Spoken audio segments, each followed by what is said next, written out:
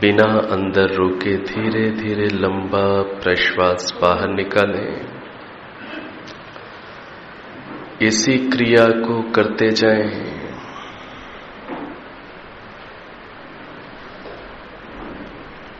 मन को शांत बनाते जाएं।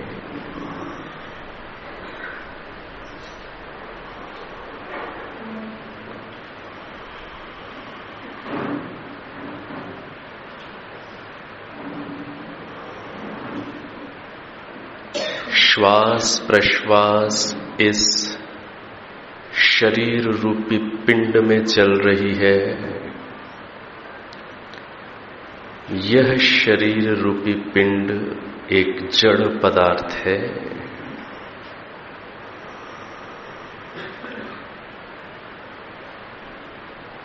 मैं इस श्वास प्रश्वास को, इस शरीर को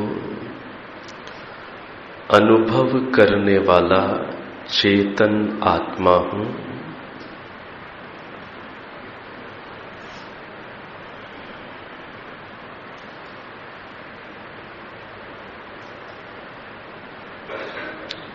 इस जड़ शरीर में ऊपर से लेकर नीचे तक ईश्वर व्यापक हैं, सब जगह रमे हुए हैं। और इस शरीर को अनुभव करने वाले मुझ आत्मा में भी ईश्वर सर्वत्र रमे हुए हैं।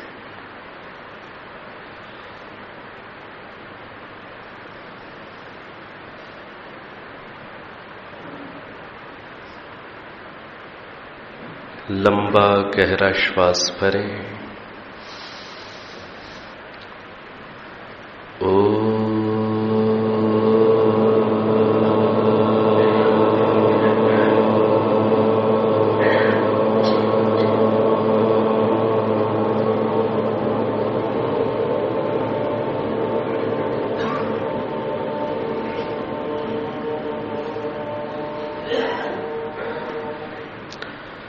सहना भवतु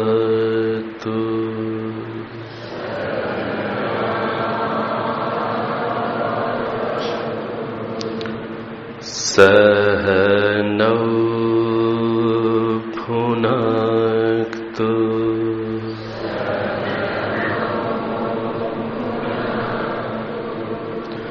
सह वीर्यं करवावहै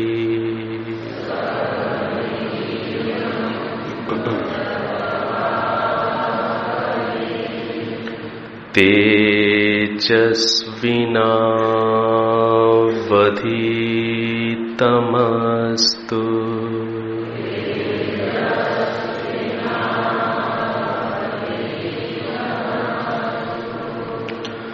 मा विद्विषावहै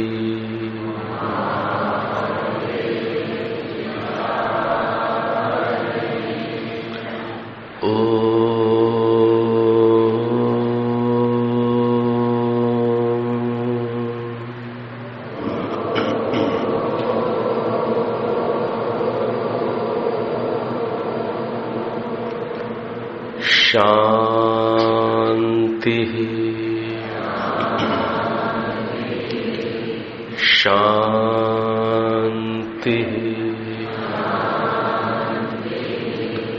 शांति।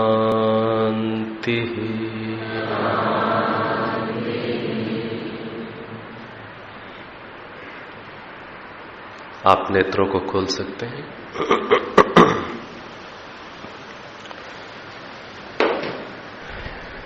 यम नियम के विषय में हम लोगों ने अहिंसा और सत्य पर विचार किया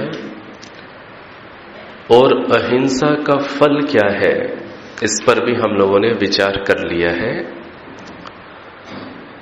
आगे अस्तेय का विषय, इसको हम लोग समझने का प्रयास करेंगे। अस्तेय। अस्तेय जो शब्द है इसमें अ और स्तेय, स्तेय का अर्थ होता है चोरी करना। स्तेय का क्या अर्थ होता है? चोरी करना। अस्तेय अर्थात चोरी न करना। तो किसी के पदार्थ को बिना उसकी इच्छा और उसकी आज्ञा के अन्याय पूर्वक लेना या लेने की इच्छा करना, ये क्या कहलाता है? स्तेय।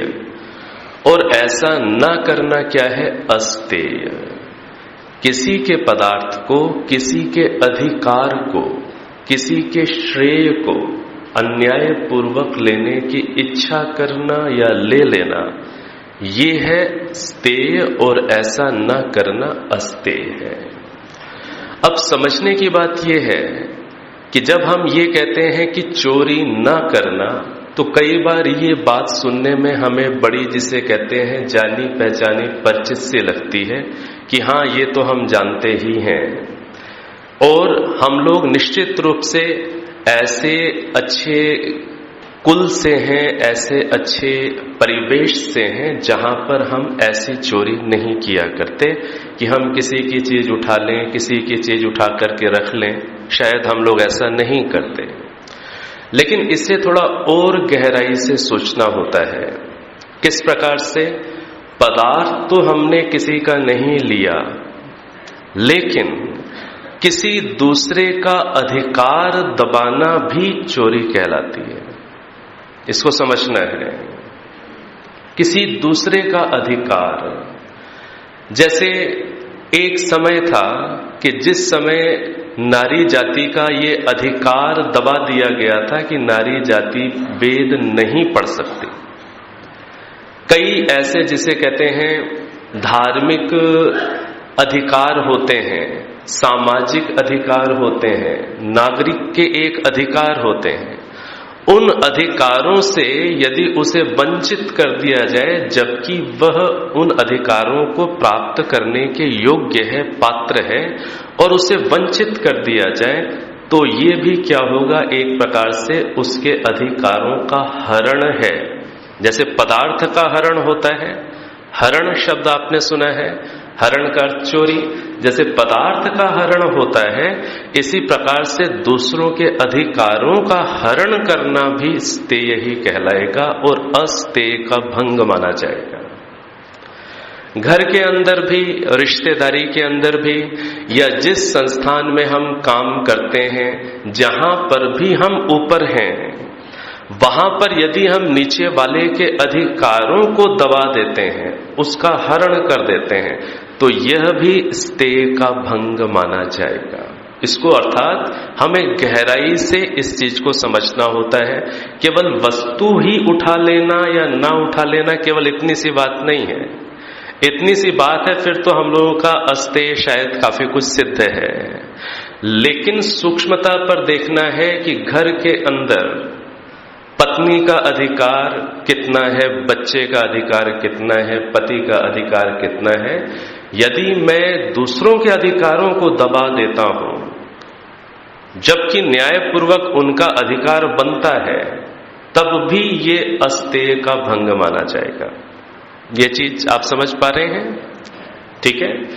इसी प्रकार से जिसे देखते हैं, कहीं पर किसी फैक्ट्री के अंदर यदि मालिक, जो कार्य करने वाले लोग हैं, उनको उनके पुरुषार्थ के अनुरूप वह जिसे कहते हैं सैलरी नहीं देता, सुख सुविधाएं नहीं देता, जितना पुरुषार्थ कर्मचारी करते हैं उसके अनुरूप यदि उसका सम्मान नहीं होता है, यदि उसको उतनी सुख सुविधाएं, धन आदि नहीं दिया जाता, तो ये भी क्या है, उसका जो अधिकार बनता है कि सेवा के अनुकूल इतना उसे प्राप्त होना चाहिए आज की देशकाल परिस्थिति के अंदर। लेकिन यदि मैं अपने मुनाफे पर अधिक ध्यान रखता हूं और अपना मुनाफा तो मैं अधिक बटोर लेता हूं, लेकिन वहां पर उनको मैं कुछ कमी में ही रखता हूं, तो ये भी उनके अधिकारों का एक प्रकार से क्या कहलाएगा? हरण कहलाएगा। ये भी चोरी है, ये भी स्तेय हो जाएगा। तो बड़ी गहराई से इस चीज को देखना होता है, स्तेय क्या है और उसको कितनी गहराई से समझकर उसको हमें हटाना होता है। इसी प्रकार से और इस बात को समझें कि संसार के अंदर क्या होता है। संसार के अंदर ये भी बहुत कुछ होता है कि किसी दूसरे व्यक्ति ने पुरुषार्थ किया और दूसरे व्यक्ति ने पुरुषार्थ करके उसने कोई अच्छा काम किया, लेकिन उसका पूरा श्रेय उसको ना देकर उस श्रेय में से आधा श्रेय अपने नाम कर लेना, ये भी हरण है उसकी उपलब्धि का, उसकी जिसे कहते हैं योग्यता से प्राप्त उसको जो सम्मान मिलना था उसका ये हरण है। ये भी स्तेय कहलाएगा और ऐसा ना करना अस्तेय कहलाएगा। तो दूसरे का श्रेय, दूसरे की प्रशंसा को खुद पाने की इच्छा रखना मात्र ही स्तेय है, चोरी है। तो ये जो चीज है इनको केवल पदार्थों तक सीमित ना करें, अर्थात पदार्थों से तात्पर्य धन, वस्त्र, कपड़ा, जमीन, जायदाद इतने तक सीमित ना करके इस गहराई तक सोचने की साधक को आवश्यकता होती है। और जब इस गहराई तक सोचता है साधक, तो बताइए अहिंसा का पालन होगा कि नहीं होगा? अहिंसा का पालन हो जाएगा। आज एक दूसरे के श्रेयों को लेने की होड़ लगी होती है और दूसरा व्यक्ति इसमें भी अपने आप को असुरक्षित महसूस करता है कि किया तो है, पता नहीं इसका श्रेय मुझे मिलेगा भी कि नहीं मिलेगा। ये असुरक्षा का भी भाव आप देख सकते हैं लोगों के अंदर। वैसे जो आध्यात्मिक व्यक्ति है उसको श्रेय पाने की लालसा ही नहीं होनी चाहिए, प्रशंसा पाने की लालसा ही नहीं होती, लेकिन इस लालसा से एकदम तो व्यक्ति मुक्त नहीं होता। तो समाज के अंदर हमारा ये कर्तव्य है, दूसरे की लालसा है या नहीं है ये उसका अपना व्यक्तिगत विषय, लेकिन हमारा ये कर्तव्य बनता है कि दूसरे के श्रेय को हम उसका हरण ना करें, अपने नाम में उस श्रेय को ना ले लें, यह भी स्तेय हो जाएगा। तो इस गहराई से जब हम अस्तेय का पालन करते हैं तो हमारी जो अहिंसा है बहुत पुष्ट और निर्मल हो जाती है। तो इस रीति से भी हमें सोचना होता है। हिंसा जिसे कहते हैं दूसरे को कष्ट देना, अब श्रेय दूसरे का लेंगे तो कष्ट है, दूसरे का अधिकार दबाएंगे तो कष्ट है। तो समझने की बात यह है कि बाकी के सारे जो यम हैं उनका उद्देश्य अहिंसा का ही गहराई से पालन करना हुआ करता है। तो इस प्रकार से अस्तेय के विषय को सूक्ष्मता से सोचना चाहिए, गहराई से सोचना चाहिए। तो इसी प्रकार से और भी कई सारे उदाहरण हो सकते हैं कि जैसे मान लीजिए मैं एक दुकानदार हूं और दुकानदार होते हुए मैं चीज में यदि कोई मिलावट कर रहा हूं, अब ये जो मैंने मिलावट की, ये जो मैंने मिक्सिंग की, अब सामने वाले से मैं पैसे तो पूरे ले रहा हूं और उस पैसे के अनुकूल उसका जितना अधिकार बनता है जिस स्तर की चीज प्राप्त करने का, उसके अधिकार को मैंने मार दिया ना।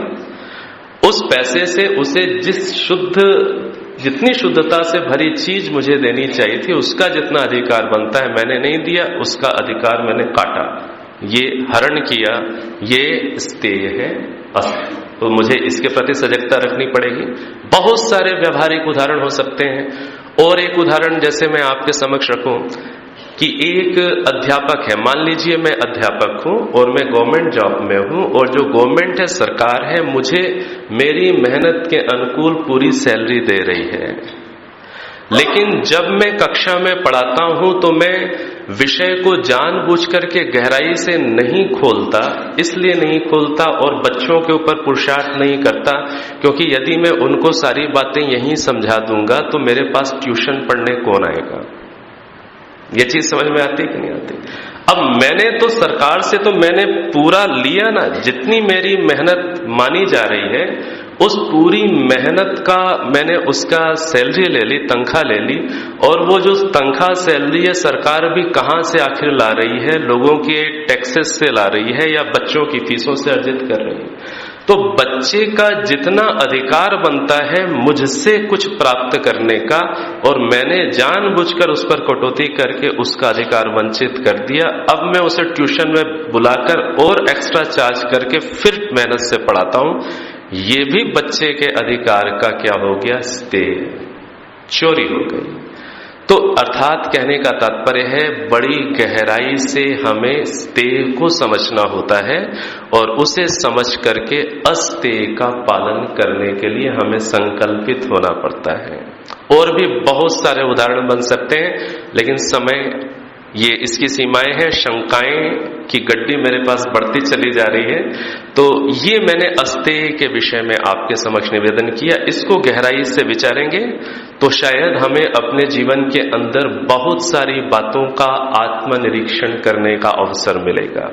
आप लोग आत्मनिरीक्षण की कक्षा में सुनते हैं, तो इस आधार पर आप एक एक यम के आधार पर आत्मनिरीक्षण कर सकते हैं कि अस्तेय के विषय में मेरी क्या स्थिति है।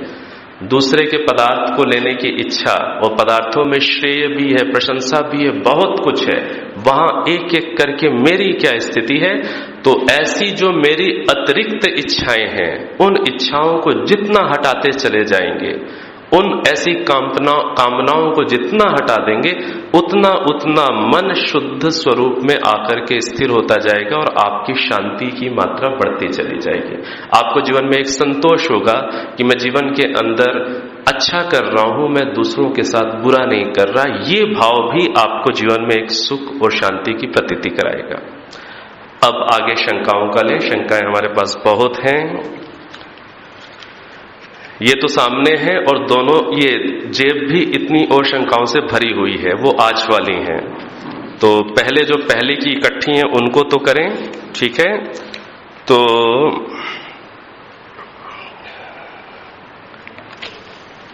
शंका क्या है, सब सत्य विद्या और जो पदार्थ, ये शायद कल हो गया था।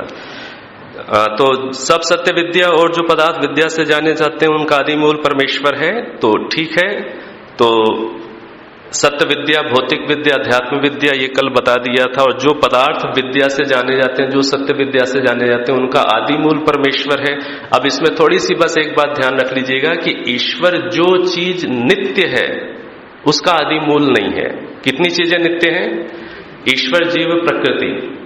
अब ईश्वर जिसे कहते हैं आत्माओं का आदि मूल नहीं है, ये तो स्वतः ही एग्जिस्ट कर रही है, अर्थात नित्य सत्ता है। तो किन पदार्थों का आदि मूल है? जो कार्य जगत है, उन पदार्थों का आदि मूल है। ये थोड़ा सा इसको ध्यान रख लीजिएगा। अगला प्रश्न क्या है, धर्म के लक्षणों में एक क्षमा है। यदि राजा दुष्टों को क्षमा करेगा तो धर्म कहां रहा? क्या मनु ने धर्म के लक्षण सन्यासियों के लिए ही दिए हैं? तो देखिए, अच्छा प्रश्न है। धर्म के लक्षण कितने हैं? 10 धर्म के लक्षण हैं। धृति, क्षमा, दमोस्तेयम, शौचम, इंद्रिय निग्रह, आप जानते हैं। तो प्रश्न ये है कि राजा को भी तो धर्म का पालन करना है, तो उसे भी क्षमा का पालन करना चाहिए। तो राजा दुष्टों को क्षमा कर देगा तो कैसे व्यवस्था कैसे चलेगी? तो यहां पर यह समझना है कि ये जो धर्म के लक्षण हैं ये सभी के लिए हैं। ये राजा के लिए, ये ब्राह्मण के लिए भी, क्षत्रिय के लिए भी, वैश्य के लिए, सभी के लिए धर्म के लक्षण हैं। लेकिन किस स्तर पर कैसे किसको करना है उसके लिए कर्तव्यों का निर्धारण भी किया गया है। जो राजा है यदि वो क्षमा का भाव नहीं रखेगा जीवन के अंदर, तो वो जीवन में सुख शांति को वो भी नहीं प्राप्त कर सकता। परिवार के स्तर पर, बच्चों के स्तर पर, वहां पर तो उसे जिसे कहते हैं क्षमा का भाव भी धारण करना पड़ता है। जीवन की कई स्थितियां ऐसी होंगी जहां क्षमा राजा को भी रखनी पड़ती। और जब कर्तव्य की बात आती है, एक अपराधी एक सीमा से अधिक जब दुष्टता कर लेता है, तो फिर कर्तव्य जो राजा का होता है कि राजा का कर्तव्य क्या है? अपनी प्रजा की रक्षा करना। कोई व्यक्ति अधिक दुष्टता कर रहा है तो उसे दुष्टता करने से रोकना भी उसके प्रति दया करना है। ये शायद आप लोग जानते हैं। कोई व्यक्ति बहुत दुष्टता कर रहा है अब वो दुष्टता कर रहा है तो उसका कर्म कैसा बन रहा है, उसका कर्म बिगड़ रहा है ना, और उस बिगड़े हुए कर्म का फल आखिर उसी को तो भोगना पड़ेगा। अब दया करके मैं उसको दुष्टता से रोक देता हूं, जेल में डाल देता हूं, तो यहां पर भी दया का भाव होता है। और इसी प्रकार से वो जो व्यक्ति दुष्टता कर रहा है, दूसरे लोगों की हानि हो रही है, और उसको यदि मैंने दुष्टता से रोक दिया तो दूसरे लोगों की मैंने रक्षा कर दी। तो अर्थात राजा भी क्षमा करता है, लेकिन एक सीमा के बाद उसको वह दया के साथ साथ, न्याय के भाव के साथ साथ वह उसे दंडित करके भी उसकी रक्षा ही करता है, और उसकी कोई, जिसे कहते हैं, उसकी हानि नहीं पहुंचाता। तो इस चीज को समझना है कि राजा को भी एक स्तर पर क्षमा की जरूरत है। पत्नी के साथ व्यवहार में उसे क्षमा चाहिए, बच्चों के साथ चाहिए, नागरिकों के साथ भी एक स्तर तक तो ये सारी चीज चलेंगी। और एक स्तर के बाद फिर जहां कर्तव्य की बात आ जाती है, तो कर्तव्य की स्थिति में राजा उसको दंड करेगा, और दंड करते समय भी उसके अंदर न्याय के साथ साथ दया का भाव होगा। ये स्थितियां उसकी रहेंगी। आगे क्या प्रश्न है?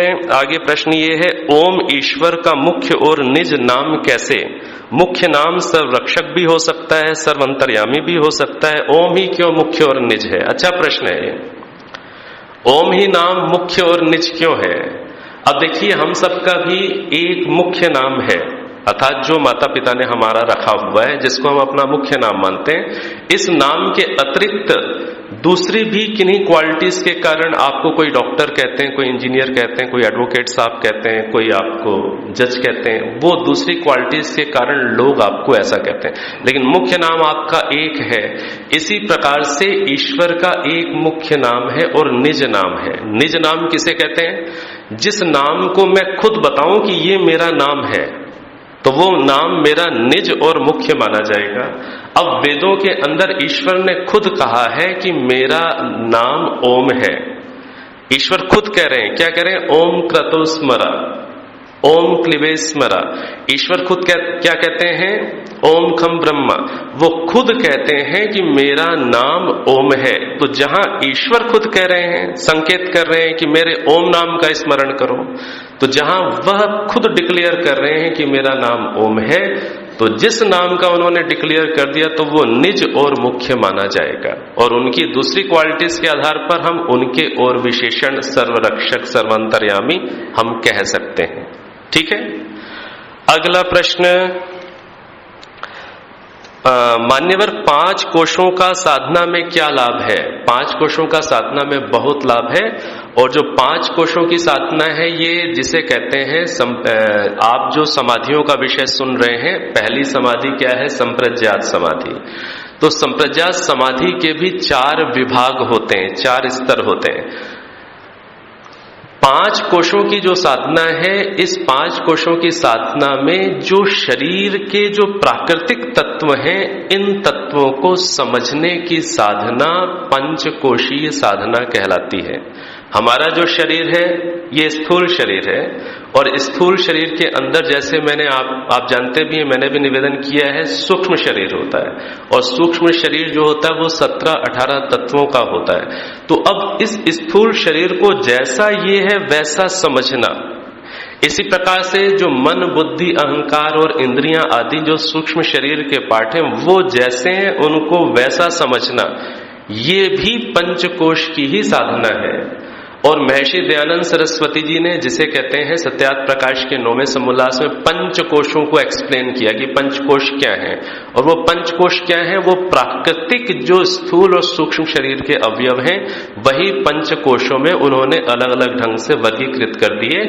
तो शरीर को समझना, सूक्ष्म को और स्थूल को समझना, इससे अपने पार्थक्य की अनुभूति में जाना, ये सब पंचकोश की साधना है, और ये बहुत जरूरी है। और इसका अभ्यास करने से हम शरीर को ठीक ठीक अंडरस्टैंड करते हैं, और अपने आप को शरीर मानने की भ्रांति से हम बचते हैं। अगला प्रश्न क्या है? आरक्षित टिकट पर किसी अन्य साधक को लाना उनकी सहमति से उचित है या नहीं?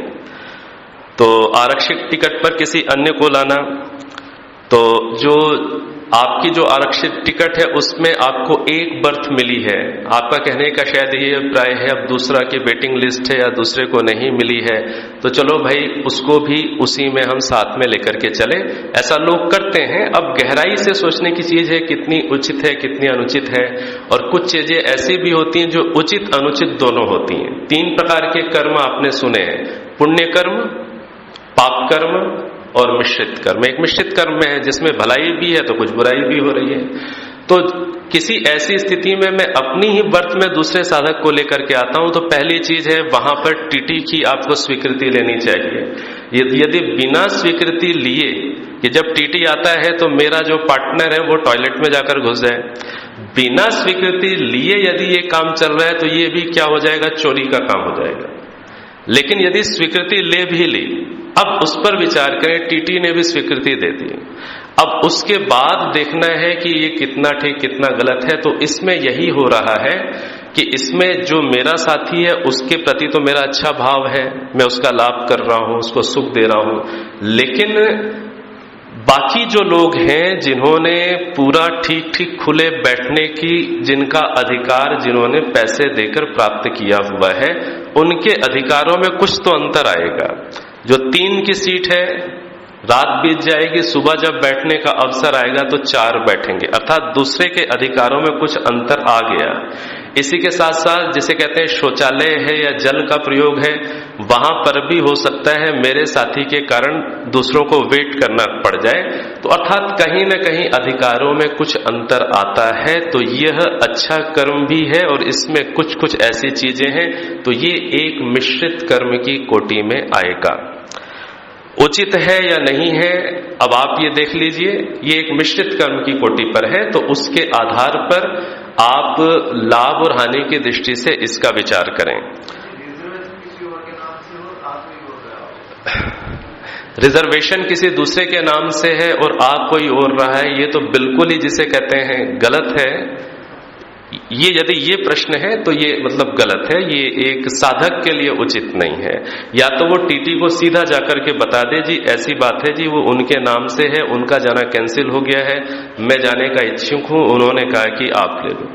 और यदि टीटी भी कर देता है तो टीटी की भी गलती मानी जाएगी। क्यों, इस चीज को समझिए, क्योंकि कानूनन ईमानदारी के साथ क्या होना चाहिए, आपका टिकट कैंसिल होना चाहिए और कैंसिल के बाद जो उधर वेटिंग लिस्ट में बेचारे लगे हुए हैं उनमें से किसी को मिलना चाहिए, ना कि आपके साथी को मिलना चाहिए। ठीक है, चलिए। किसी वाहन को दाईं ओर से रास्ता, किसी वाहन के दाईं ओर रास्ता नहीं, जल्दी से बाईं दिशा से गाड़ी निकाल लेनी चाहिए कि नहीं निकाल लेनी चाहिए। अब भाई देखिए, एम्बुलेंस है और रोगी बेचारा मरने की हालत में है, तो भाई निकाल लीजिए, तो निकाल लीजिए। एम्बुलेंस है, रोगी मरने की हालत में है, तो निकाल लीजिए। लेकिन जिसे कहते हैं अब आप एम्बुलेंस के लिए तो कुछ विशेष सुविधाएं हैं, इसीलिए उल्टा करके एम्बुलेंस लिखा रहता है कि आपके मिरर में दिखता रहे पीछे एम्बुलेंस आ रही, रास्ता दो रास्ता दो, सायरन इसीलिए बजता है। लेकिन ये आप इस ऐसी वृत्ति से अपने कामों के लिए छूट लेते जाएंगे और सारे अपने कामों के लिए छूट ले लेंगे तो फिर क्या होगा। आपने वो सुनिए ना कहानी कि एक राजा ने कहा कि सभी लोग एक जगह जाकर के रात को 1 लोटा दूध का वहां डालें, जिसे कहते हैं राज्य में दूध की कमी हो गई है, जनता 1-1 लोटा भी दूध का डाल देगी तो राज्य की कमी पूरी हो जाएगी। अब एक व्यक्ति के मन में आया 1 लोटा मैं क्यों डालूं, इसकी जब पानी डाला हूं तो क्या होगा। यही बात दूसरे के आई, तीसरे की आई, वो पता चला पूरा वो जो बर्तन था वो दूध या पानी से भरा हुआ। तो ऐसे यदि सभी सोचने लग गए कि मैं बाएं से निकालूं भाई, फिर तो वहां पर क्या स्थिति होगी आप समझ सकते हैं। तो ऐसा ना करके हमें आदर्शों को दिखाना चाहिए कि हम आदर्श करने वाले हैं। विशेष रूप से जो वैदिक धर्म से जुड़े लोग और विशेष रूप से जो मानवता के पोषक हैं, जो हम साधना की बात करते हैं, हम यदि नहीं दिखाएंगे आदर्शों का पालन करके तो फिर कौन दिखाएगा। ठीक है, तो प्रयास ये करना चाहिए कि हम आदर्श का पालन करें। अगला, मानसिक पाप या पाप कर्म। मानसिक पाप या मानसिक कर्म पाप, तो शायद ये पूछना चाह रहे हैं किस प्रकार से इसे कह सकते हैं। तो मानसिक पाप भी कहा जाता है या मानसिक पाप कर्म भी कह सकते हैं, दोनों प्रकार से बात कही जाती है। अगला प्रश्न, अच्छा, ये प्रश्न नहीं है, इन्होंने केवल अपनी एक अनुभूति लिखी है। इन्होंने ये लिखा है कि आज मैंने मौन रखा है, इन्होंने मौन रखा होगा तो अभी आधा दिन ही हुआ है, लेकिन मुझे अंदर से बहुत आध्यात्मिक उपलब्धि हो गई है। तो इनका ये है कि मौन रखने से बहुत लाभ होता है और सुनी ही बात को व्यक्ति अनुभूति के स्तर पर अंदर तक गहराई से ले जाता है। और मन जड़ है, मैं विचार को उठाता हूं, ये मैं ना जाने कब से सुनता रहा, लेकिन आज मौन के काल में ये मेरी अनुभूति में चीज आ गई कि विचार अपने आप नहीं उठ रहे, मैं उठा रहा हूं, मन जड़ है। तो बहुत अच्छा है। तो सभी लोग ऐसा मतलब इस प्रकार से मौन आदि करके अनुभूति में जाएं, ऐसा इनका एक परामर्श सा है। तो हमें इनके परामर्श को गहराई से लेकर के, जब मेरा एक साथी अनुभूति के स्तर पर जा सकता है तो मुझे भी प्रयत्न करके अनुभूति के स्तर पर जाने के लिए मौन गंभीरता का पालन करना चाहिए। अगला है, अच्छा, हम सामान्य व्यक्ति तो योग करके साधना करके मोक्ष प्राप्त कर लेंगे, लेकिन जो मंद बुद्धि व्यक्ति हैं उनका क्या होगा?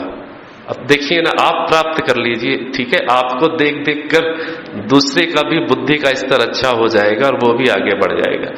तो अभी जिसे कहते हैं, अच्छा है कि दूसरे के विषय में हम सोच रहे हैं, लेकिन अभी अपने ऊपर जोर लगा करके हम करें और बाकी जो मंद बुद्धि हैं उनको भी हम जितना स्तर से उनकी सहायता कर सकते हैं उतनी सहायता करें। वो भी धीरे धीरे, अभी तो जिसे कहते हैं ना, मुक्ति एक जन्म में नहीं होती, मुक्ति कई जन्मों में होती। धीरे धीरे हम उनको कुछ सहायता करेंगे, उनका कुछ स्तर होगा, फिर अगला जन्म में कुछ उनका और स्तर बनेगा, ऐसे वो कर लेंगे। अगला प्रश्न, जीव का स्वरूप क्या है, कैसा है और उसकी शक्ति कितने प्रकार की कितनी है? तो जीव का स्वरूप कैसा है? जीव चेतन स्वरूप है, उसमें ज्ञान है, इच्छा है, प्रयत्न है, ऐसे गुण हैं उसके अंदर। और उसकी शक्ति कितने प्रकार की है? ये सत्यार्थ प्रकाश के 9वें समोल्लास में लिखा है, जीव की 24 शक्तियां होती हैं। तो सत्यार्थ प्रकाश के 9वें समोल्लास में 24 शक्तियों के नाम आपको मिल जाएंगे। उसमें प्रेम भी है, आकर्षण भी है, ज्ञान भी है, प्रयत्न भी है, ऐसे बहुत संयोग वियोग कई प्रकार से हैं। तो उन 24 शक्तियों को आप वहां से आप नाम प्राप्त कर लें। मुक्ति में जीव का स्वरूप क्या है और इस विषय में ऋषियों का मतभेद क्यों है? ऐसा है, मुक्ति में जीव का स्वरूप तो हमेशा एक ही जैसा है। ऐसा नहीं है कि जीव के स्वरूप में अभी कुछ अंतर हो जाएगा, मुक्ति में कुछ अंतर हो जाएगा, ऐसा नहीं। जीव स्वरूप से जिसे कहते हैं, कैसा है? जीवात्मा अपरिणामी है, बोलते हैं ना हम, जीवात्मा कैसा है? अपरिणामी, इमॉर्टल है, अमरण धर्म है। उसका स्वरूप जैसा अभी है वैसा ही मुक्ति में है। लेकिन मुक्ति में स्थिति क्या है कि अभी हम अज्ञान के कारण ईश्वर की अनुभूति और अपनी अनुभूति नहीं कर पा रहे होते, लेकिन मुक्ति की स्थिति में हम पूरे ज्ञान की दशा में हैं और वहां पर हम अपनी और ईश्वर की अनुभूति कर पा रहे होते हैं और स्वरूप तो हमारा वही रहता है। और इस विषय में ऋषियों का मतभेद क्यों है? ऐसा है, ऋषियों में मतभेद नहीं है, उनका कहने का ढंग होता है। ऋषियों में कभी भी मतभेद नहीं होता। मतभेद की परिभाषा क्या होती है? मतभेद की परिभाषा ये होती है कि एक ही विषय पर दो अलग अलग विचार होना, ये क्या कहलाता है? मतभेद। एक ही विषय पर दो अलग अलग विचार होना मतभेद होता है। जैसे ये माइक, अब इसी एक माइक के विषय में मैं कहूं कि हाँ ये माइक क्या करता है? साउंड एम्पलीफाई कर देता है। इसी एक माइक के विषय में मैं ये कहता हूं, दूसरा भी यही कहता है, तो ये मतभेद नहीं है। अब इसके विषय में मैं कहता हूं कि माइक क्या है? ये साउंड एम्पलीफायर है, ये शब्द को बढ़ा देता है। और अब दूसरा व्यक्ति कहता है, वो क्या कहता है कि ये जो माइक है वो इस कलर का है, इतना लंबा है। उसने साउंड एम्पलीफाई जो करने की जो क्वालिटी, उसका जिक्र नहीं करके उसने दूसरी क्वालिटी का जिक्र कर दिया, तो ये मतभेद नहीं है। मतभेद तब होता है जब एक ही क्वालिटी के ऊपर अलग अलग ओपिनियंस हो जाते हैं, उसे मतभेद कहते हैं। लेकिन मैंने इस माइक के इस क्वालिटी के बारे में जिक्र किया, दूसरे ने दूसरे की किया, तीसरे ने तीसरी क्वालिटी को कह दिया, इसे मतभेद नहीं कहा जाता। तो ऋषियों में मतभेद नहीं है। अगला प्रश्न क्या है? आयुर्वेद में ये मांस, शराब, अनेक प्रकार के जीवों का मांस खाना लिखा है। ये आयुर्वेद धर्म शास्त्र है या अधर्म शास्त्र? अच्छा, तो उसमें इस चीज को समझना है कि जो आयुर्वेद है ना तो वो धर्मशास्त्र है और ना ही आयुर्वेद अधर्मशास्त्र है, वो दोनों ही नहीं है, ना धर्मशास्त्र ना अधर्मशास्त्र। आयुर्वेद क्या है? आयुर्वेद है पदार्थ गुण विज्ञान का शास्त्र और चिकित्सा का शास्त्र। पदार्थ गुण विज्ञान का शास्त्र है और चिकित्सा का शास्त्र है, अर्थात सृष्टि में जितनी ये औषधि या दूसरे ये जो पदार्थ हैं, इनके गुण क्या हैं, इनकी क्वालिटीज क्या हैं और रोगों को दूर करने में ये कितने सहायक हैं। आयुर्वेद का विषय केवल इतना ही चित्रण करना है, इतना ही विवरण देना है।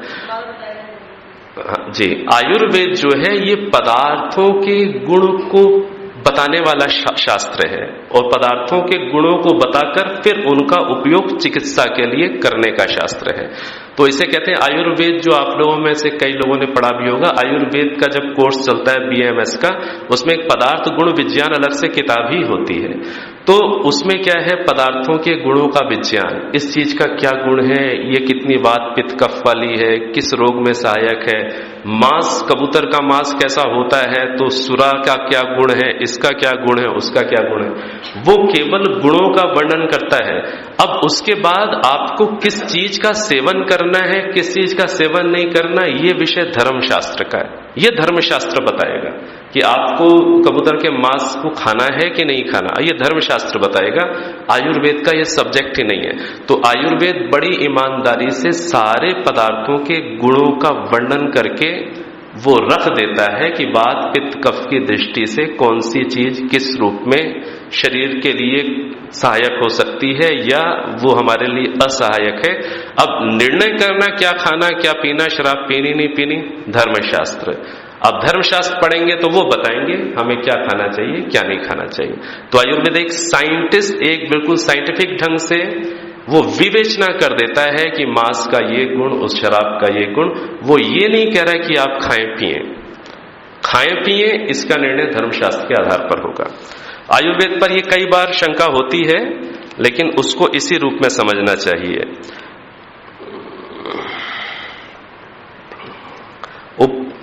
उपासना विषय में ये भ्रांति ही होती है कि बिना विवेक वैराग्य और यम नियम के कैसे उपासना होगी। ये योग दर्शन और ऋग्वेद आदि भाष्य भूमिका से विरुद्ध दिखाई दे रही है, कृपया इसे स्पष्ट करके समझाइए। चलिए, मैं जो आपका प्रश्न समझ पा रहा हूं, शायद मैं पूरा प्रश्न नहीं समझ पा रहा, फिर भी तो ये समझना है हमें कि उपासना में विवेक वैराग्य का बहुत महत्वपूर्ण उसका रोल होता है। बिना विवेक वैराग्य के उपासना में कोई विशेष गति नहीं बन पाती। और इसी प्रकार से यम नियम का पालन भी उपासना में हमें आगे बढ़ने में बहुत सहायता देता है। और ये दोनों जो चीजें हैं, यम नियम और उपासना, ये दोनों मिल करके काम करते हैं। कई बार लोगों के मन में क्या होता है कि योग का पहला अंग क्या है यम, दूसरा क्या है नियम। तो कई बार लोग ये कहते हैं पहले इन दो का तो पालन करो, बाद में ध्यान भजन की बात करना। पहले यम नियम ये पालन करो, फिर आसन लगाना सीखना, फिर प्राणायाम करना सीखना, फिर प्रत्याहार करना, फिर धारणा करना। तो ऐसा नहीं होता है। उसमें क्या होता है कि अपने स्तर पर हम सभी अंगों का अभ्यास करना प्रारंभ करते हैं। किसी भी एक अंग का अभ्यास 100% एकदम नहीं पक जाएगा। तो जब आप यम नियम का पालन करने का जीवन में अभ्यास कर रहे हैं और दोनों समय बैठकर आसन भी लगाते हैं, प्राणायाम भी सीख रहे हैं, इसके साथ साथ ध्यान कैसे करना है उसका भी अभ्यास करते हैं, तो इधर जितना आपका अभ्यास अच्छा हुआ, आसन प्राणायाम और ध्यान का कुछ अभ्यास हुआ, तो ये जो अभ्यास है फिर ये आपको सहायता करेगा जीवन में यम नियम का पालन करने में। और उधर यम नियम का कुछ आपका अच्छा अभ्यास बना तो वो सहायता करेगा आपको ध्यान के समय में मन के ऊपर नियंत्रण प्राप्त करने में। तो ये एक दूसरे को सहयोग देते हुए ये सारी चीजें चला करती हैं। तो ऐसा ठीक है। और बाकी और कुछ इससे अतिरिक्त बात होगी तो आप मुझसे अलग से पूछ लीजिएगा। अगला प्रश्न है, यदि ईश्वर सबकी रक्षा करता है, सभी गतियों का संचालक वही है, उसकी इच्छा के बिना कुछ भी संभव नहीं है, उससे बाहर कुछ भी नहीं है, अर्थात कोई दूसरी सत्ता नहीं है, तो फिर वह हमारी रक्षा किससे करता है? खैर, मैं जो प्रश्न समझ पा रहा हूं, इसमें आपने ये बात लिखी है कि उसकी इच्छा के बिना कुछ भी संभव नहीं है। एक चीज इस पर थोड़ा सा देखिए, ईश्वर की इच्छा के बगैर भी बहुत कुछ हो रहा है। क्या आज जितनी अराजकता है, इतनी लूटपाट है, इतना शोषण है, इतनी गलत बातें हैं, क्या ये ईश्वर की इच्छा से हो रही हैं? कई बार लोग बोलते हैं ना, ईश्वर की इच्छा के बगैर पत्ता भी नहीं हिलता। एक दृष्टि से ठीक है, उस दृष्टि से ठीक है, लेकिन आप उस दृष्टि को थोड़ा सा सब जगह अप्लाई करेंगे तो दिक्कत हो जाएगी। जो इतनी लूट मार डाके ये सब हो रहे हैं, क्या ये सब भी ईश्वर की इच्छा से हो रहे हैं? यदि ऐसा मानेंगे तो ईश्वर पर दोष आ जाएगा। और इस चीज को समझना है, कितनी चीजें नित्य और स्वतंत्र हैं। 3 पदार्थ कौन कौन से? ईश्वर, जीव और प्रकृति। हम आत्माओं की भी सत्ता है। इसमें आपने आगे ये लिखा है कि ईश्वर के बगैर कोई दूसरी सत्ता नहीं है, तो वह फिर किससे हमारी रक्षा कर रहा है? किससे रक्षा कर रहे हैं? हम आपस में एक दूसरे से एक दूसरे की रक्षा कर रहे हैं। मनुष्य, देखिए इस चीज को समझे, ऐसा नहीं है कि केवल ईश्वर ही एक सत्ता है। ईश्वर से अतिरिक्त आत्माओं की भी सत्ता है, और वो जो आत्माएं हैं वो कर्म करने में स्वतंत्र हैं। ईश्वर से अतिरिक्त प्रकृति की भी अपनी स्वतंत्र सत्ता है, लेकिन प्रकृति पराधीन होती है। लेकिन हम जो आत्माएं हैं ये कर्म करने में स्वतंत्र हैं। तो ईश्वर हमारी किससे रक्षा करता है? ईश्वर हमारी बुराइयों से रक्षा करता है, और दूसरी जो आत्माएं जो गलत व्यवहार हमसे करती हैं उनसे भी बचने की प्रेरणा ईश्वर हमको देता है। और जिसे कहते हैं कि ईश्वर की इच्छा के बिना कुछ भी संभव नहीं है, ऐसी बात नहीं है। आत्माएं भी कर्म करने में स्वतंत्र हैं। ये आत्माएं गलत कर्मों को अपनी इच्छा से करती हैं, ईश्वर की इच्छा से नहीं करती। अगला प्रश्न है, क्या ये सत्य है कि पृथ्वी के अलावा भी किसी ग्रह पर जीवन है? अगर है तो इसका क्या प्रमाण है? अच्छा प्रश्न है। तो इसमें इस चीज को समझना है कि महर्षि दयानंद सरस्वती जी ने क्या इसमें तर्क दिया कि ईश्वर ने जो इतना विशाल ब्रह्मांड बनाया है, वो इतना विशाल ब्रह्मांड निष्प्रयोजन नहीं हो सकता। अर्थात जो बुद्धिमान कोई भी इंजीनियर है, वो कोई भी चीज बनाएगा तो उसके पीछे कोई प्रयोजन होगा। क्या इतना बड़ा ब्रह्मांड ईश्वर ने केवल हमारे देखने के लिए बना दिया कि रात को जाकर के देखें तो हमें बड़े सुंदर सुंदर चांद सितारे दिखाई दे? केवल इतना ही प्रयोजन है क्या? नहीं, केवल इतना प्रयोजन नहीं है। जैसे इस धरती पर हम जीवों का वास है, ऐसे ही जिसे कहते हैं, ऋषि भी कह रहे हैं, हमारे शास्त्र भी कहते हैं, और आज की साइंस भी इस बात को स्वीकार कर रही है कि ऐसी एक पृथ्वी नहीं, बहुत सारी पृथ्वियां हैं, और उनमें हम यही संभावना करते हैं कि ईश्वर ने निष्प्रयोजन उन्हें नहीं बनाया, उनमें भी जीव होंगे। और आज की साइंस प्रयत्न करती चली जा रही है, और आपने बहुत कुछ घटनाएं, एलियंस वगैरह ये सब आप सुनते रहते हैं। तो आज की साइंस भी इसी चीज को मान रही है कि दूसरी जगहों पर जीव हैं, लेकिन हाँ, इसे अभी हम प्रत्यक्ष रूप से अभी ना तो साइंस देख पाई, और शास्त्रों में तो संकेत मिलते हैं कि दूसरी पृथ्वियां होंगी और उनमें जीवन होगा।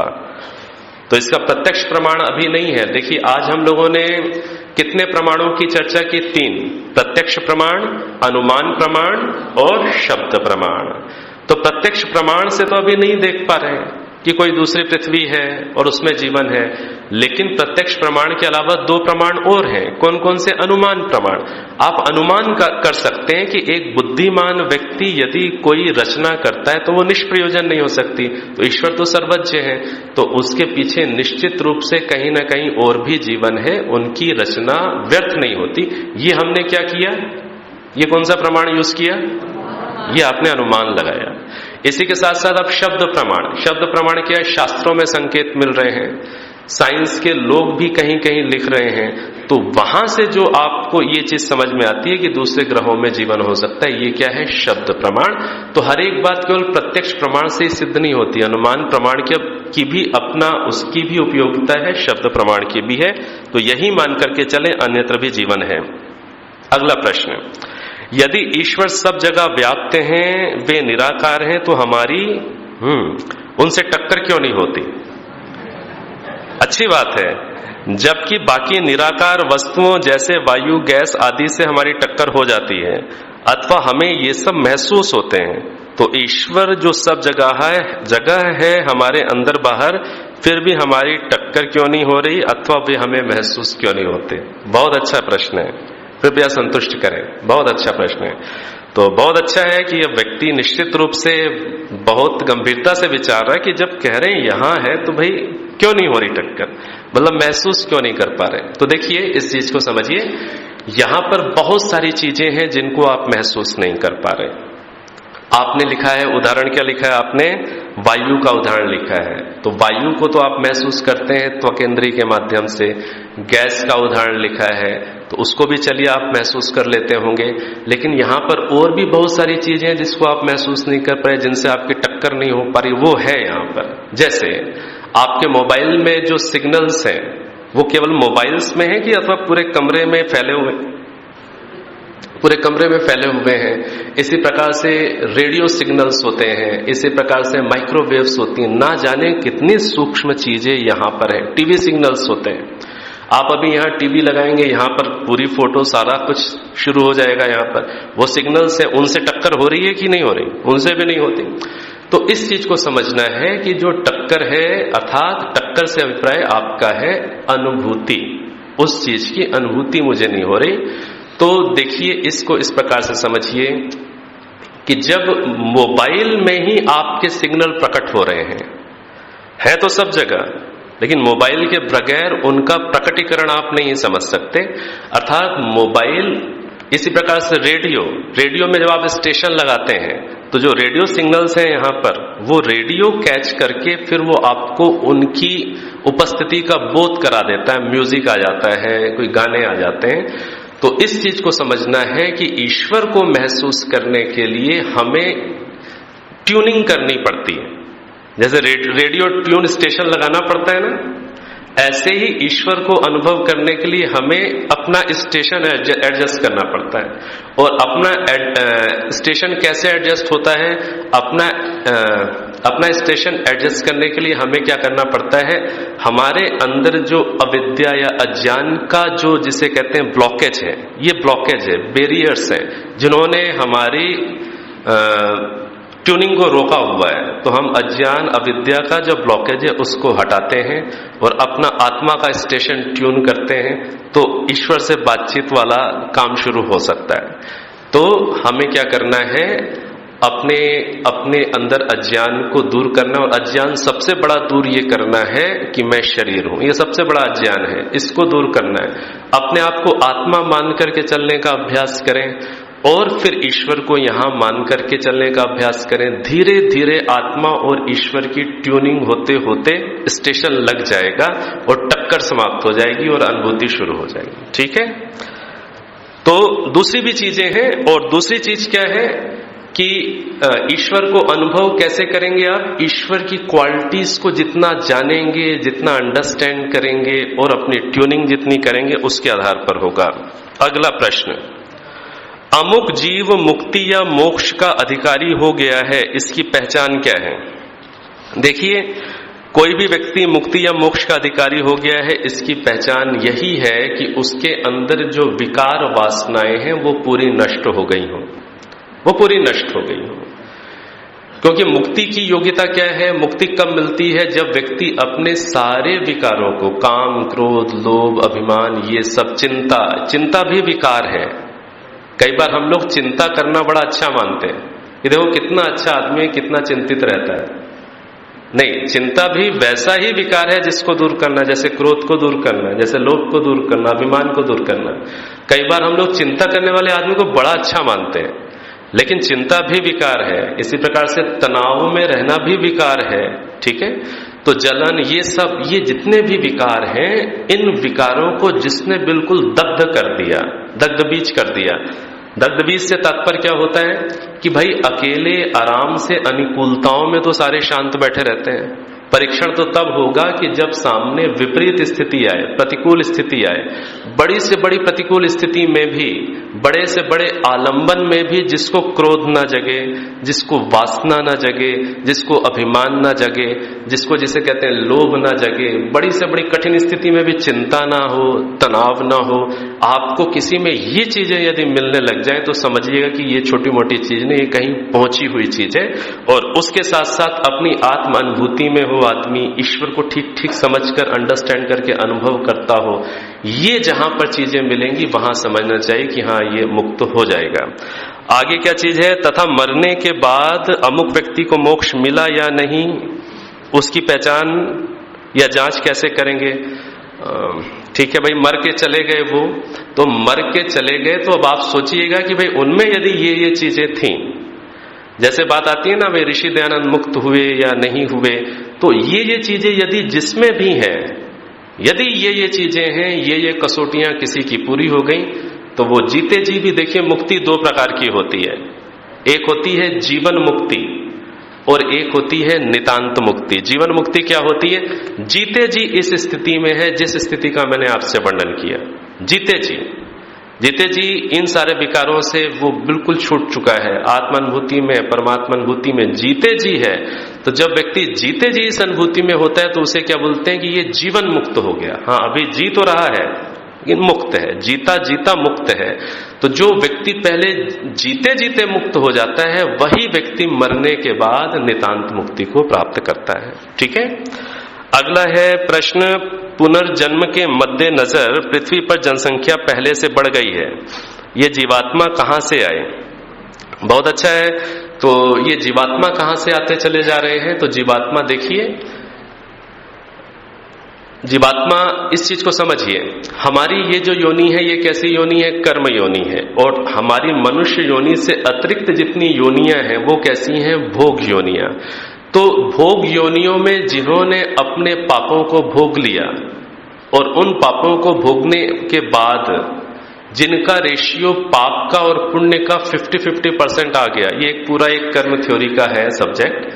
तो संक्षेप में, जिन्होंने अपने पापों को पशु आदि योनियों में भोग लिया है तो उनको भी समान मनुष्य का जन्म मिलता है।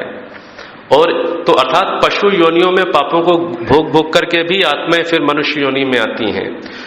और इसके साथ साथ जो दूसरी पृथ्वियां हैं, केवल यही पृथ्वी नहीं है, हम ऐसा ही मान करके चलते हैं, दूसरी पृथ्वियां, दूसरे ग्रह जहां पर जीवन है, वहां की जो आत्माएं हैं उनके कर्म यदि इस पृथ्वी पर अब जन्म प्राप्त करने के हैं तो वो लोग भी यहां पर आते हैं। और इसी प्रकार से हम लोगों ने कल समझा था कि जो मुक्ति है, मुक्ति अनंत काल जैसे काल के लिए होती है, अनंतवत काल के लिए होती है। तो जिनका मुक्ति का अनंत काल पूरा हो गया वो भी फिर आकर के सामान्य मनुष्य का जन्म प्राप्त करते हैं। तो इस प्रकार से पशु पक्षी योनियों से भी घूम करके आत्मा आती है, दूसरे पृथ्वियों से भी, यदि इस पृथ्वी में रहने के अनुकूल कर्म है तो वहां से भी आ जाती हैं और मुक्ति से भी लौट करके आत्माएं आती हैं। इस प्रकार से ये प्रोसेस चलता रहता है। अगला प्रश्न, यजुर्वेद में 1975 मंत्र हैं। प्रश्न ये आता है कि ईश्वर ने या वायु ऋषि ने यजुर्वेद में एक मंत्र अधिक अथवा एक कम कैसे नहीं लिखा, उन्होंने 1975 ही क्यों बनाए। ठीक है, अब मैं इसमें क्या बताऊं कि ईश्वर ने 1975 ही क्यों बनाए। देखिए इस चीज को समझिए, ईश्वर कैसे हैं, सर्वज्ञ। ठीक है, उनका काम कैसा होता है, पूर्ण होता है। तो यजुर्वेद के माध्यम से वो हमें मुख्य रूप से जीवन में कैसे कर्म करने चाहिए इसका उपदेश वो हमें दे रहे हैं। तो जीवन में हम आत्माओं को कैसे कर्म करने, ये सब्जेक्ट 1975 मंत्र में उनका कवर हो गया, पूरा अच्छी तरीके से कवर हो गया। तो उन्होंने 1975 दे दिए। तो इसमें तो मैं इतना ही उत्तर दे सकता हूं। अगला प्रश्न, कृपया बताएं कि कक्ष में आए मच्छर सर्प आदि को मारना हिंसा है या नहीं, जो अभी हानि नहीं पहुंचा रहे। प्रश्न समझ में आ गया कि कक्ष के अंदर, कमरे के अंदर वही मच्छर है, मक्खी है, सांप आ गया, अब वो बेचारा चुपचाप बैठा हुआ है, उसे मारना चाहिए कि नहीं मारना चाहिए, बिना अपराध के दंड देना चाहिए कि नहीं देना चाहिए। अपराध की संभावना पर ही किसी की हत्या कर देनी चाहिए क्या? अपराध की संभावना पर हत्या नहीं की जा सकती। हाँ, अपराध की संभावना पर अपने सुरक्षा के उपाय किए जा सकते हैं। अपराध की संभावना पर उस चीज को वहां से दूसरी जगह खदेड़ा जा सकता है, लेकिन अपराध की संभावना पर मारा नहीं जा सकता। तो यदि सांप घुस आया है, सांप बेचारा, हम लोग ऐसे ही डरते हैं, वो हमसे अधिक हमसे डरता है, ठीक है। तो यदि वो घुस आया है और अभी आपको काट नहीं रहा है, तो आप अपनी सुरक्षा का उपाय कर लीजिए और आप उसे बाहर निकलवाने का यत्न करें और उसे मारे नहीं जब तक वह आप पर आक्रमण नहीं करता। और यदि आक्रमण भी करता है तो कैसे मारेंगे फिर आप? अंदर बिना इरिटेट हुए, बिना, कौन कौन सी चीजें थी? लोभ, क्रोध और मोह, इन तीन को बिना उत्पन्न किए फिर मारेंगे और तब आपका पूरा यम अच्छे से पालन हो जाएगा। ये आई थी ना अहिंसा के प्रकरण में, लोभ, क्रोध, मोह की वृत्तियों से रहित होकर। तो जिसे कहते हैं संभावना के आधार पर उसे मारे नहीं। जैसे कल एक सांप बता रहे थे कि वहां पर है, अब है तो है, अब ये भगवान ने जमीन सबके लिए बनाई है और मनुष्य इतने पॉपुलेशन बढ़ाते जा रहे हैं कि जंगल के जंगल हम उनके घरों में घुसते चले जा रहे हैं। तो ठीक है, वो है तो है, बस वहां से उसे भगाया जा सकता है, लेकिन ऐसे मारना ठीक नहीं है। अगला प्रश्न, क्या चुपचाप बैठे रहना किसी भी विचार को मन में नहीं आने देने का नाम ध्यान है? यदि नहीं तो फिर ध्यान क्या है? क्या विचार शून्य हो जाना समाधि नहीं है? अच्छा प्रश्न है। तो इस चीज को देखिए, क्या चुपचाप बैठे रहना किसी भी विचार को मन में नहीं आने देने का नाम ध्यान है? हाँ, यह भी एक प्रकार का ध्यान है। ध्यान के कई स्तर होते हैं, यह भी एक स्तर है। मन में कोई भी विचार ना आने देना, यह सरल है कि कठिन? यह भी छोटी चीज नहीं है, यह भी छोटी चीज नहीं है। एक बिल्कुल साइलेंस को, मौन को एक्सपीरियंस करना कोई छोटी चीज नहीं होती, कोई दूसरा विचार ना आने देना। तो यह भी ध्यान का एक स्तर है और ध्यान के और भी लेवल्स होते हैं। तो क्या विचार शून्य हो जाना समाधि नहीं है? समाधि तो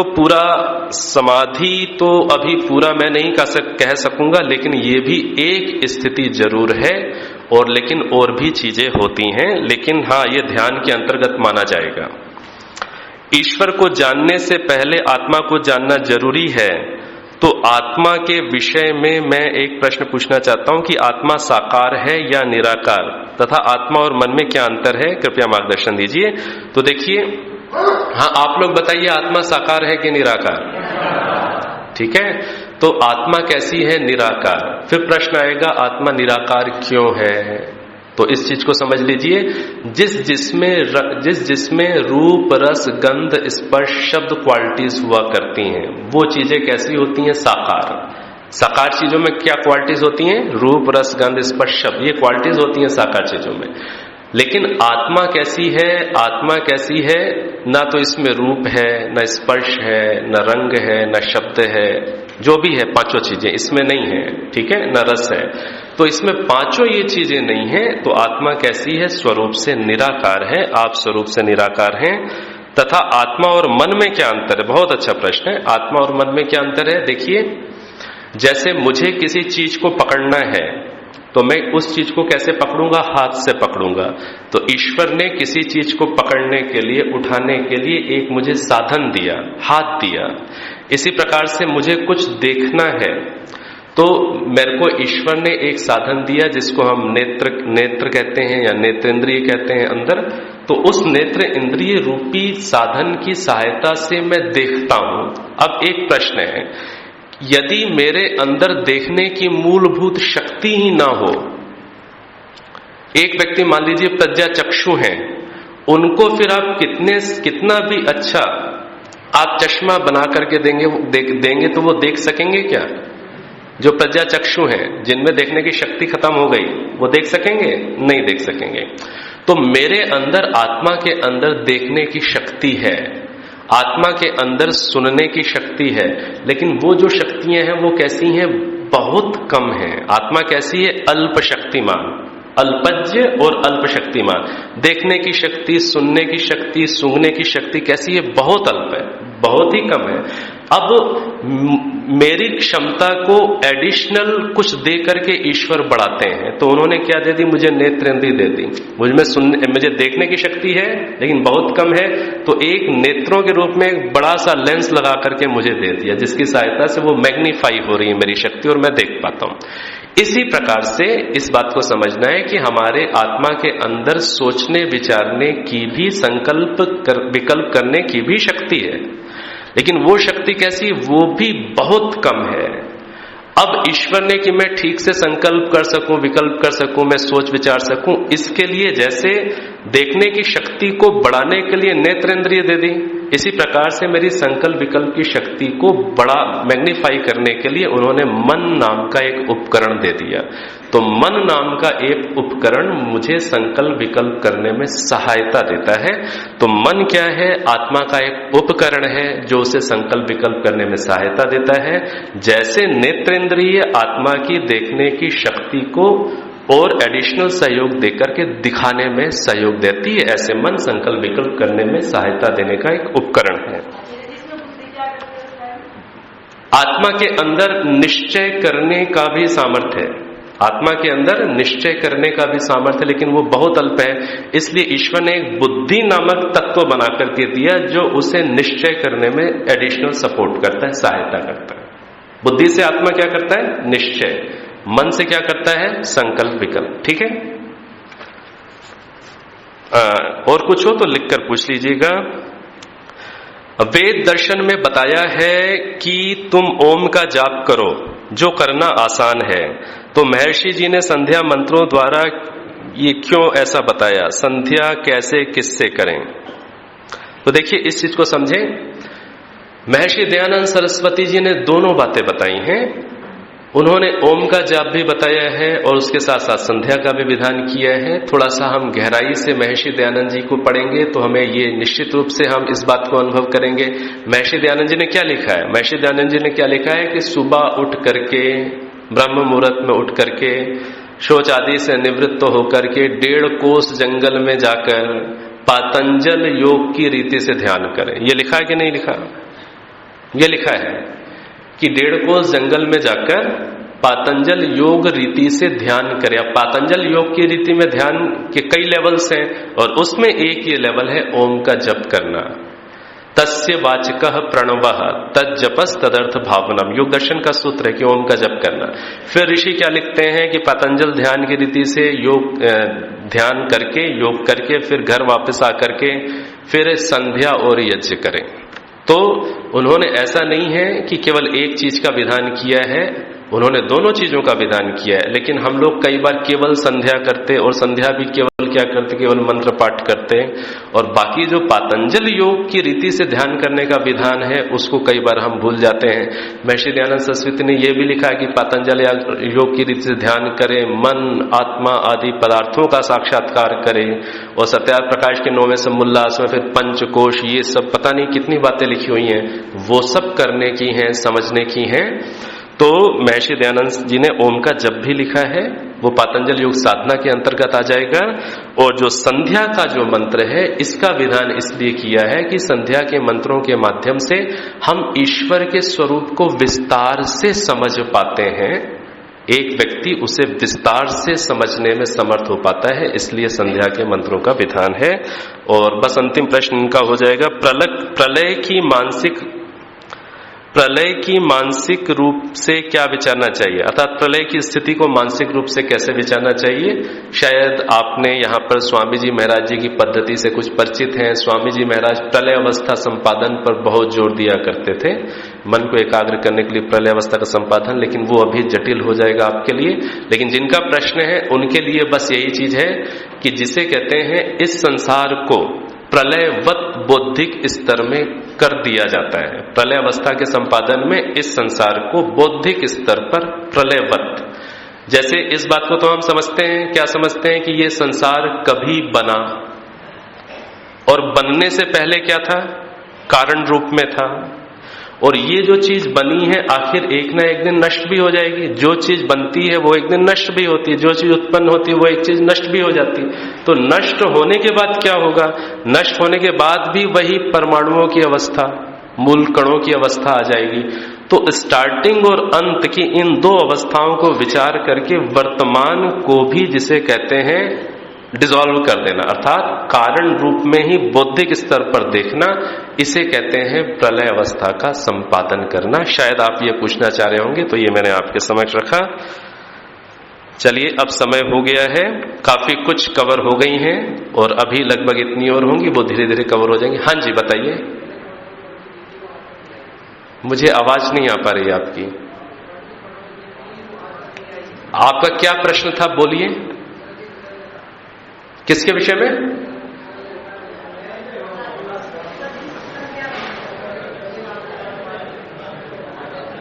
आ जाइए, आगे आ जाइए।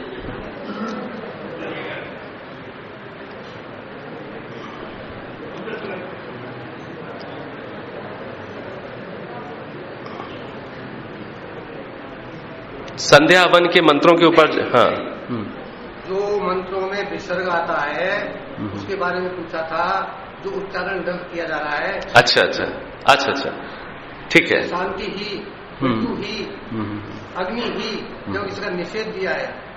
अच्छा, एक मिनट, ठीक है। आचार्य जी का नीचे है, निषेध दिया है कि शांति है। ठीक है, ठीक है। चलिए, तो इसको वो निश्चित रूप से आपकी वो आई हुई है और वो आ जाएगी क्रम में, और आपने अभी इसको दे दिया है, तो मैं उसको कल स्टार्टिंग में उसको ले लूंगा। ठीक है। ऐसा क्यों किया जा रहा है? अच्छा, बिल्कुल बिल्कुल, उसको मैं ये तो सीधी सी है, ऐसा क्यों किया जा रहा है? ठीक है, ठीक है, ठीक है, उसका हम लोग कल उसके लिए प्रयास करूंगा। ठीक है, ये आप रख रहे हो? बिल्कुल, मैं इसको देख लूंगा ना, सीखूंगा मैं। ठीक है, चलिए, अब इसको हाँ, आइए, अब शांति का पालन करें और आराम से बैठ करके। ठीक है, इसको यहीं पर विराम देते हैं। आप सबका धन्यवाद। नमस्ते।